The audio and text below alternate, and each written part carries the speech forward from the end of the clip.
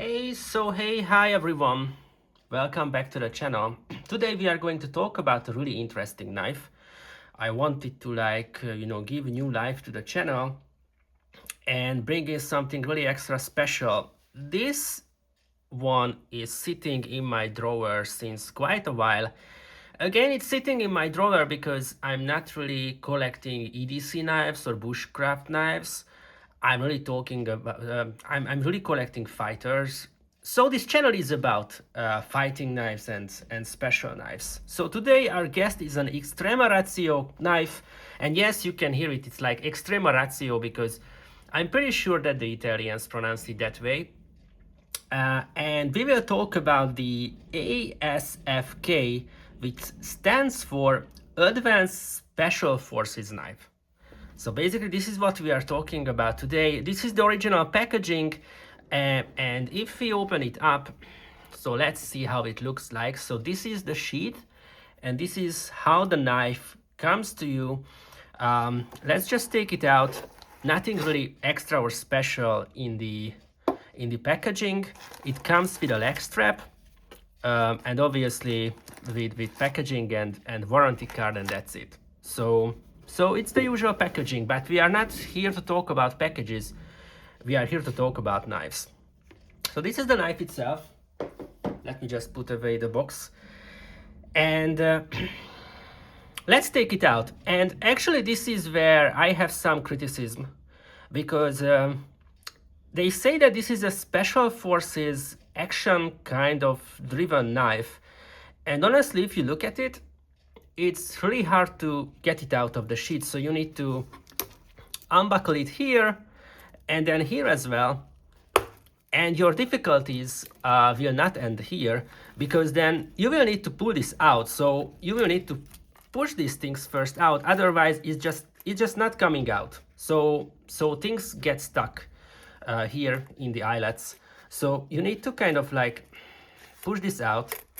So the sheath, from a usability perspective, honestly, it's not really good. It's a really nice sheath, made really well, but you cannot remove the knife from it fast.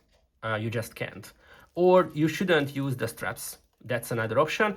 Obviously, the sheath is the usual. It's left-handed, right-handed, as it's standard at Extrema Ratio. In many models, or in case of many models, they are just doing ambidextrous sheaths. So this is one of them as well. From that perspective, from the quality perspective, this is excellent. From a usability perspective, well, I think this fails. Let's have a look at the knife itself. So this is how it looks like. You have a black coating. They call it like burnished finish. And it has really great curves. You know, the Italian folks can design amazing stuff which look amazing, and honestly this knife looks amazing. You can see the logo of their special forces unit as well, because this was, according to the story, this was designed for Italian special forces. And you can see the handle. This is one piece of N690 steel. So this is one piece. This is not like assembled or something. It's one piece of steel, and then the handle is just basically fixed on there with screws. Really nice knife, honestly. Super sharp, and it has a serration on 25% approximately of the blade. You can see a serration. So this is how the knife looks like. It's maybe a bit recurved, but honestly not really. And so that is the knife. This is, by the way, a trench knife.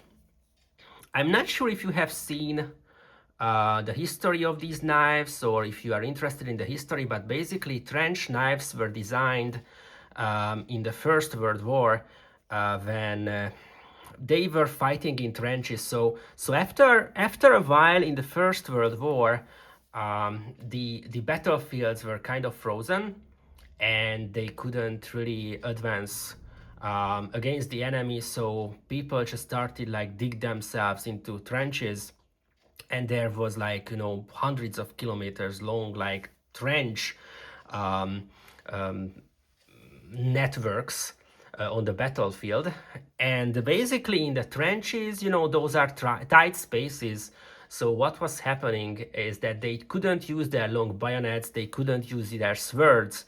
So they wanted to have a bladed weapon on them, which is kind of a multi-purpose. They can hit with it, they can cut with it, so it's like a jack of all trades. So this is how they came up with the trench knife concept.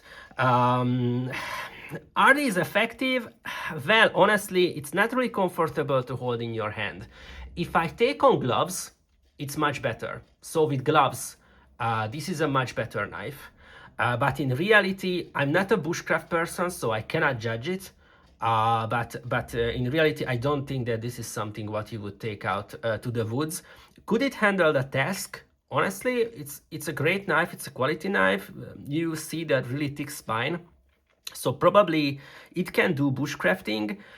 Will it be comfortable for longer use? No, I don't think so. So this is just kind of like take it out of the sheath if you can, do your business, and then put it away. So basically that's what it's created for. Really good design, I think. So the weight and the balance, weight ratio and the balance is really good.